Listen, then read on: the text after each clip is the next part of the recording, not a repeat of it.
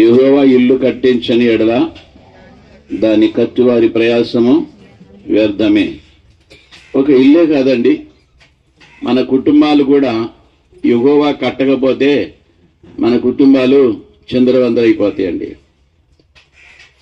ఏదైనా కూడా మన జీవితంలో ఏదైనా కూడా ఆయనే కట్టేటువంటి వాడు. ఆయన మీద మనం ఆధారపడాలి. నువ్వు కట్టేటువంటి వాడు నాయన, మా జీవితాలు కట్టండి, మా కుటుంబాలు కట్టండి, మా యొక్క దాంపత్య జీవితాలు కట్టండి అని ఆయన మీద ఆధారపడి మనం అడగవలసినటువంటి వారుగా ఉన్నాం. అలాగ అడగపోయిన ఆ యొక్క కుటుంబాల్లో ఈనాడు దాంపత్య జీవితాల్లో ఎన్నో లోటుపాట్లు ఉంటున్నాయండి. ఎన్నో అభ్యంతరాలు జరుగుతున్నాయి, ఆటంకాలు జరుగుతున్నాయి. ఒకరికొకరికి సమాధానం లేని పరిస్థితి కూడా ఎందరో కుటుంబాల్లో మనం చూస్తూ ఉన్నాం. అందుచేతనే ఆయనకి అసాధ్యమైనది ఏమి లేదు. ఆయన కట్టేటువంటి వాడే కానీ పెరిగేటువంటి వాడు కాదు. కనుక మా కుటుంబాలు కట్టయ్యా, మనకు బిడ్డలుంటే ఆ బిడ్డల కుటుంబాలు కూడా కట్టయ్యానా. మనం ఏది కట్టుకోవాలన్నా కూడా మన వల్ల కాదు కానీ, మన జ్ఞానం వల్ల కాదు కానీ, ప్రభు చెప్పినటువంటి మాట, నీ జ్ఞానం ఏపాటిది మురికి పీలికలతో సమానం. మన జ్ఞానం చొప్పున ఏది కట్టుకోలేమండి, ఏది కట్టుకోలేమండి. కుటుంబంలో శాంతి సమాధానం వర్ధిల్లాలంటే దేవుడే కట్టాలి. మన కుటుంబాలు కానీ మన హృదయాలు కూడా దేవుడే, దేవునితో అనుసంధానమైన రీతిలో మన హృదయాలను కట్టాలి దేవుడు. లేకపోతే మన హృదయం చాలా మోసకరమైనది, అది బహు ఘోరమైన వ్యాధి గలది. అందుకని మన హృదయము దేవునితో అనుసంధానమై దేవుని యొక్క ఆలోచన చొప్పున మన హృదయంలో ఆలోచన చేస్తూ, మన సొంత ఆలోచనలు కాదు, ఆయన కట్టేటువంటి వాడు. మన ఆలోచనలు కూడా ఆయన సక్రమంగా కడతారు, మన ఉద్దేశాలు కడతాడు.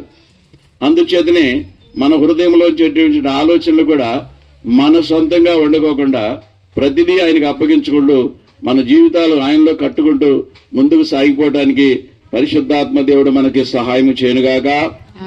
ఆ తర్వాత చూసినట్లయితే, యెహోవా పట్టణమును కాపాడని ఎడల దాని కావలి కాయవారు మేలుకొని ఉండుట వ్యర్థమే. మీరు వేకువన లేచి చాలా రాత్రి అయిన తర్వాత పండుకొనుచు కష్టార్జితమైన ఆహారము తినుచుండుట వ్యర్థమే. ఎందుకంటే ఇక్కడ మనం వేకువనే లేవటానికి, కానీ ఆయన సహాయం తీసుకోకుండా మనము చాలా ఎక్కువగా ప్రయాసపడుతూ ఉన్నాం. అది వ్యర్థమే అని ఇక్కడ దేవుడు సెలవిస్తూ ఉన్నాడు. మనకిద్దరు అక్క చెల్లెళ్ళు తెలుసు, మార్తా మరియా. చూడండి, ఆమె ఎన్నో భూ సంబంధించిన పనులు పెట్టుకుంటూ చాలా ప్రయాసపడుతుంది. ప్రభువు ఒకసారి వాళ్ళ కుటుంబాన్ని దర్శించినప్పుడు నిజముగా వాళ్ళ కుటుంబాన్ని అండి దేవుడు ఎంతగానో ప్రేమించాడండి.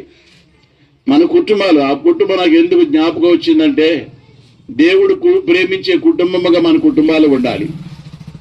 మన కుటుంబాలను దేవుడు ప్రేమించాలంటే మన కుటుంబం ఆయనకు అనుకూలమైన రీతిలో కట్టుకోవాలి. యేసు ప్రభు ఎక్కడ దుఃఖపడలేదు, కానీ లాజరు విషయంలో కూడా ఆయన కన్నీరు కాచినట్టుగా చూస్తూ ఉన్నాం. ఆ కుటుంబాన్ని ఆయన అంతగా ప్రేమించాడండి. ఆయన కుటుంబం, దేవుడు ప్రేమించిన కుటుంబం అది. హల్లెలూయా. మన కుటుంబాలు కూడా దేవుని చేత ప్రేమించబడాలండి. భార్య ప్రేమిస్తే సరిపోదు, భర్త ప్రేమిస్తే సరిపోదు, బిడ్డల ప్రేమ ఉంటే సరిపోదు. కానీ అందరి ప్రేమకు అనుకూలమైనటువంటి ప్రేమ, అందరి ప్రేమను సానుకూలపరిచేటువంటి ప్రేమ దేవుని ద్వారా సాధ్యమవుతున్నది. కుటుంబంలో ఉన్నటువంటి ప్రతి ఒక్కరు కూడా దేవుని వైపు చూసి ఆయన మీద ఆధారపడినప్పుడు మనము శ్రమపడి మన సొంత జ్ఞానం చొప్పున మనం చేసేటువంటి ఏ పని కూడా వ్యర్థము అని చెబుతూ ఉన్నాడు. హల్లెలూయా. ప్రసంగి గ్రంథంలో కూడా అదే చెబుతున్నాడు. మనం ఈ లోకంలో పడే ప్రయాసం అంతా కూడా వ్యర్థము అని చెప్పుకుంటూ ఆఖరిలో 13వ అధ్యాయం అనుకుంటాను, ఆఖరిలో అంటాడు, దేవుని యందు భయభక్తులు కలిగి ఉండుటయే మానవ కోటికి ఇదే విధి. హల్లెలూయా. దేవుని యందు భయభక్తులు కలిగి ఉండాలి. కానీ నేను ఇంటిని కట్టుకోగలను, నేను పోషించగలను, నా కుటుంబాన్ని నేను చూసుకోగలను, ఇదంతా కూడా వ్యర్థమేనండి. మన వల్ల ఏమీ కాదు. మన సొంత ప్రయత్నాలు చేయకుండా మన కుటుంబాల్లో శాంతి సమాధానం ఉండాలంటే, భార్య భర్తల మధ్య కూడా ఐక్యత సమాధానం సంతోషం ఉండాలంటే ఐక్యపరిచేటువంటి వాడు, సమాధానం ఇచ్చేవాడు ప్రభువైన యేసుక్రీస్తు. హల్లెలూయా. అందుకే మనం పాడుకుంటాం, సమాధానము ఎక్కడ దొరుకుతున్నదని, ప్రేమ ఎక్కడ దొరుకుతున్నదని, ఎక్కడెక్కడో ఎదిగాను చివరిగది నీలోనే కనుగొన్నాను. చాలా కుటుంబాలు సమాధానం లేక అల్లాడుతున్నాయండి. చాలా కుటుంబాలు మనం గమనిక చేసినట్లయితే అది ఎక్కడ కుటుంబాలు శాంతి సమాధానం ఎక్కడ దొరుకుతుందంటే మనకు తెలుసు, దేవుని దగ్గరే దొరుకుతుంది. సమాధానమునకు కర్త, సమాధానమునకు కర్త. అందుచేతనే మన గృహాలు నిర్మించుకున్నప్పుడు ఆయన మన గృహంలో ఉండాలని, మన మధ్య ఉండాలని, ఆయన జ్ఞానం చొప్పున మనల్ని నడిపించాలని, ఆయన ఉన్న స్థలంలో రోగానికి, రుగ్మతలకు, సమస్యలకు స్థానం ఉండదని ఆయన మన గృహంలో చేర్చుకోవడం చాలా ఆశీర్వాదం. హల్లెలూయా. ఆయన ఉన్న గృహంలో ఆశీర్వాదాలు ఉంటాయండి. ఆయన ఉన్న గృహంలో ఆశీర్వాదాలు ఉంటాయండి. ఈ గృహం కంటే నేను ఇంకొక గృహం మీకు చెప్పడానికి ఇష్టపడుతున్నాను. ఈ హృదయమైనటువంటి గృహము ఆయన నివాసం ఉండేటువంటిది. మన గృహాల్లో కాదు కానీ ఆయన నివాసం ఉండేది, లేకపోతే ఆయన మందిరాల్లో కాదు కానీ ఆయన నివాసం ఉండేటువంటి స్థలం ఏంటంటే మన హృదయము. మన హృదయంలో ఆయన నివాసం ఉండాలంటే మన హృదయంలో కూడా సంతోషం ఉండాలి, శాంతి ఉండాలి, సమాధానం ఉండాలి, దైవ జ్ఞానం ఉండాలి. దేవుడు మాట వింటూ దేవుని చిత్తము చొప్పున మన విశ్వాస గృహాన్ని కట్టుకోవాలి. అక్కడే దేవుడు ఉంటాడు. హల్లెలూయా. దేవునికి వ్యతిరేకంగా మన హృదయాల్లో మన ఇష్టం వచ్చినటువంటి ఆలోచనలు పెట్టుకుని, మన ఇష్టం వచ్చినటువంటి ప్రయత్నాలు చేసుకుంటూ, ఆయనకి అనుకూలమైనటువంటి విధానములు కాకుండా మన ఇష్టం వచ్చిన రీతిలో మన హృదయాలను కట్టుకోకుండా, మన హృదయాలను కట్టుకుంటూ ముందు సాగిపోతే దేవుడు నివాసం ఉండడానికి అర్హత లేదు. దయచేసి గమనిక చేయండి. ఆయన మన ఇంటిలో ఉంటే మనకు ఆశీర్వాదం, ఆయన ఎక్కడ ఉంటే అక్కడ ఆశీర్వాదం. కనాను పెండ్లి విందులో ఆయన ఉన్నాడు కనుకనే అక్కడ అవమానము తొలగించబడినది. వివాహ సమయంలో గొప్ప అవమానం వచ్చేసింది. అక్కడ ద్రాక్షారసము అయిపోయింది. యూదుల ఆచార ప్రకారము ద్రాక్షారసమే ప్రధానం అన్నమాట. ద్రాక్షారసమే ప్రధానం అన్నమాట. అది లేకపోతే వివాహానికి చాలా అవమానం కలుగుద్ది అన్నమాట. ఆ వివాహ విందులో ద్రాక్షారసం మధ్యలోనే అయిపోయింది. చాలా అవమానం వారి ముందు ఉన్నది. నేను చాలా సంతోషిస్తాను ఒక పర్యాయం ఆ యొక్క సంగతిని మీరు జ్ఞాపకం చేసుకున్నప్పుడు. ఆ వివాహ సమయానికి ఆ యొక్క ఆహ్వానం దేవుడికి వాళ్ళు ఇచ్చారండి. హల్లెలూయా.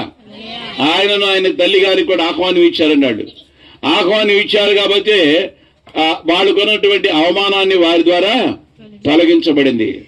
అందుకని మనం ఎప్పుడు కానీ మన ఆయన్ని ఆహ్వానించుకోవాలి మన హృదయంలోనికి. కొంతమంది ఎంత చెప్పినా కూడా గోడ మీద పెట్టారండి శిలువ, లేకపోతే అక్కడ పెట్టారండి, ఇక్కడ పెట్టారండి, చూడండి నేను శిలువ పెట్టానండి, లేకపోతే యేసు ప్రభు బొమ్మ పెట్టానండి, అది పెట్టానండి, మా ఇల్లు చూడండి. ఎందుకమ్మా ఇవన్నీ పనికిరావమ్మా? యేసు ప్రభు ఎక్కడుండాలి? మన హృదయంలో ఉండాలి. ఒక బిడ్డ సంఘానికి వస్తూ కూడా ఎన్నిసార్లు పర్యాయం ఇంటికి వెళ్ళినప్పుడు కూడా ఓ పెద్ద ఫోటో పెట్టేసి దాని చుట్టూ కలర్ బల్బులు పెట్టేసేసి పెద్ద హంగామా చేస్తుంటే నాకు చాలా బాధ వేసింది. చెబితే ఆ బిడ్డ బాధపడదేమో, చెప్పకపోతే నేను నేరస్తుడు అయిపోతానేమో. చాలా జనాలు ఆలోచించి అమ్మ అది తీసేయమ్మ, నువ్వేవరికి వద్దు.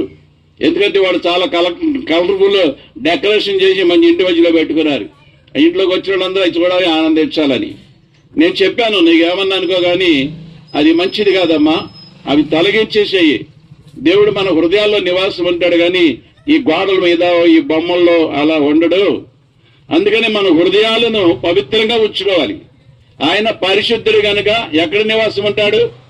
పరిశుద్ధ స్థలంలోనే నివాసం ఉంటాడు. మన హృదయంలో కల్మషము, మోసము, ద్వేషము, అసూయ, కక్షలు, కలహాలు మన హృదయంలో ఉంటే దేవుడు నివాసం చేయడండి. మన హృదయాలు ఆయనకు నివాసమైన యోగ్యముగా ఉండాలి. మన ఇష్టం వచ్చిన మన గృహాల్లో ప్రవర్తించకూడదండి. భార్య భర్తలకి సమాధానం లేకుండా, నెమ్మది లేకుండా, ఒకళ్ళ మాట ఒకళ్ళు వినకుండా, ఇద్దరు సమానమేనండి. నువ్వు చెప్పేదేంటి అనుకోవడానికి వీల్లేదు. ఇద్దరు కూడా సమానమే. వారు లేకపోతే వీరు లేదు, వీరు లేకపోతే వారు లేరు. ఇక్కడ ఆధిక్యత ఎవరికి లేదు. ఇక్కడ నాకు ఆధిక్యత ఉందని పురుషుడు చెప్పడానికి వీల్లేదు. ఇదంతా నేనే చాకరీ చేస్తున్నాను కాబట్టి నాకే ఆధిక్యత అనేది కుమార్తె చెప్పడానికి కూడా వీల్లేదు. ఇద్దరు ఒకటి. సమాధానముతో ఒకరి మాట ఒకరు గౌరవిస్తూ, ఒకరి మాటలు ఒకరు వింటూ, తిరస్కరించకుండా ఏక మనస్సుతో మన కుటుంబాలను కట్టుకుని కొనసాగించబడితే అది ఎంతో సంతోషం, ఆనందం. హల్లెలూయా, హల్లెలూయా. ఇల్లుని కట్టుకున్నప్పుడు అంతా డెకరేషన్ చేస్తాము. ఆయన నివాసం ఉండేది మన హృదయం కాబట్టి మన హృదయాన్ని ఆయన నివాసం ఉండడానికి కావాల్సిన డెకరేషన్ చేయాలి. ఏంటో డెకరేషన్ చెప్పండి. ఇప్పుడు నేను చెప్పాను కదా మీకు, ఇప్పుడు భార్యాభర్తల మధ్య సఖ్యత ఉండాలి, ఒకరినొకరు గౌరవించుకుంటూ ఉండాలి, బిడ్డలు కూడా తల్లిదండ్రులను గౌరవించాలి. నాకు తెలిసిన కుమారుడు ఒకడు ఉన్నాడు, తల్లిదండ్రులు చెప్పిన మాట్లాడు అడ్డగాడిలాగా తిరిగి వస్తా ఉంటాడు. అరే నేను ఎందుకురా కన్నావు, నీకు ఎలాగ పోషించాలి, ఎందుకురా ఇలాగంటే నీకు ఎలాగ పెట్టాం మేము ఇలాగ తిరిగి వస్తున్నాను అని అంటే, కన్నారుగా అందుకనే పెట్టండి అంటున్నాడు వాడు. ఏమంటున్నాడండి? కన్నంతకంటే పెట్టాలంటే ఏం చెప్తారు? కన్నారుగా మీరే పెట్టండి. ఇలాంటి దౌర్భాగ్యపు ఆలోచన కలిగినటువంటి కుటుంబంలో సమాధానం ఎక్కడ దొరుకుతుందండి? దేవుడు ఎక్కడుంటాడండి? పవిత్రత, పరిశుద్ధత, నీతి, యథార్థత, సమాధానం ఉన్న చోట దేవుడు నివాసం ఉంటాడు. అందుకని మన హృదయాలను మనం పరీక్షించుకుంటూ మన హృదయంలో ఆయన ఉండటానికి అనువైన స్థలమును మనం కల్పిస్తూ ఉన్నామా? మన హృదయంలో ఆయన నివాసం ఉండడానికి వీలు కల్పిస్తున్నామా అని మనం పరిశీలన చేసుకుంటూ మన హృదయాలను పవిత్రంగా, మన హృదయాలను కల్మషం చేసుకోకూడదండి. పాపము చేత మన హృదయాలను నింపకూడదండి. పాపమునకు దేవునికి సంబంధము లేదండి. పాపము నీ హృదయములో ఉండగా నీకు సమాధానము ఎక్కడ దొరుకుతుంది? సమాధానమునకు కర్త యేసయ్యే. కానీ నీ హృదయంలో పాపం ఉంటే నీకు సమాధానం ఎక్కడ దొరుకుతుంది? అక్కడ యేసయ్య ఉండడు. నేను గట్టిగా చెబుతూ ఉన్నాను, యేసయ్య ఉన్న స్థలంలో సమాధానం ఉంటది. యేసయ్య ఉన్న స్థలంలో ఒక కుటుంబాన్ని జ్ఞాపకం చేశాను మీకు, అక్కడ అవమానం తొలగించబడింది. యేసయ్య ఎక్కడ ఉంటే అక్కడ సంతోషం, ఆనందం జరుగుతూ ఉన్నది. హల్లెలూయా. కనుక మన హృదయాలను సరిచేసుకుంటే అది మనకి చేతనైన పని. అది మన స్వాధీనంలో ఉంది. మనమే దాన్ని చక్కబెట్టుకోవాలి. మన హృదయాలను దేవునికి ఇష్టమైన రీతిలో మలుచుకొని ఆయన ఉండడానికి యోగ్యమైన హృదయముగా మనం చేసుకున్నాం. ఆయన ఉంటే మనకంతా ఆశీర్వాదమే. ఆయన ఉంటే మనకంతా ఆశీర్వాదమే.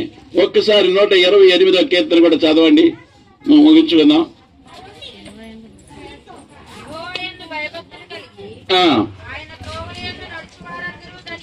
ధన్యులు నిశ్చయముగా అనుభవించేదావు, నీవు ధన్యుడవు, నీకు మేలు కలుగును. నీ లోగిట నీ భార్య ఫలించు ద్రాక్షవల్లి వలె ఉండును.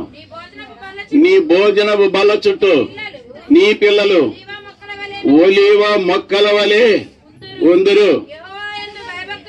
యెహోవా యందు భయభక్తులు కలిగివాడు ఎలాగో ఆశీర్వదించబడును. హల్లెలూయా.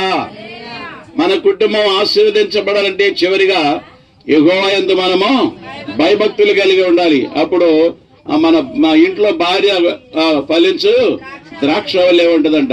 బిడ్డలు చాలా క్రమంగా ఒలివ మొక్కల వలె, ఒలివ చెట్లు చాలా క్రమంగా ఉంటాయండి. అక్రమంగా ఇటు చెట్టు అటు చెట్టు కాదు, చాలా క్రమంగా పెడతారు. వాటిని ఎదగటం కూడా క్రమంగా ఎదుగుతాయండి. అక్కడ ఒక చెట్టు, అక్కడ ఒక కొమ్మ, ఇక్కడ ఒక కొమ్మ ఏముండదు. అది డైరెక్ట్ గా అలాగే ఎదుగుతుంది అన్నది క్రమమైన రీతిలో. యెహోవా యందు భయభక్తులు కలిగితే మన బిడ్డలు క్రమమైన రీతిలో ఉంటారు. లేకపోతే మన బిడ్డలు అక్రమమైన రీతిలో వాళ్ళిష్ట వేరు మనిష్ట వేరు అన్నట్టుగా చిందరవందర అయిపోతా ఉన్నది. కనుక మన కుటుంబాలు కట్టుకోవడానికి ముఖ్యమైనటువంటి ఆలోచన యెహోవా యందు భయభక్తులు కలిగి ఉంటే మన కుటుంబాన్ని చక్కగా ఆయన వైపు చూస్తే ఆయనే మంచిగా కడతాడు. ఆయన కృపలో మనందరూ వర్ధిల్లుతాము. ఈ మాటలు మనందరి హృదయాల కొరకు ప్రభు దీవించునుగాక. ఆమేన్. మంచిది. మీ అందరికీ వందనాలు. హల్లెలూయా. చక్కటి మాటలు చెప్పి మనందరినీ కూడా బలపరిచిన దైవ సేవకులకు హృదయపూర్వక వందనాలు తెలియజేస్తున్నాను.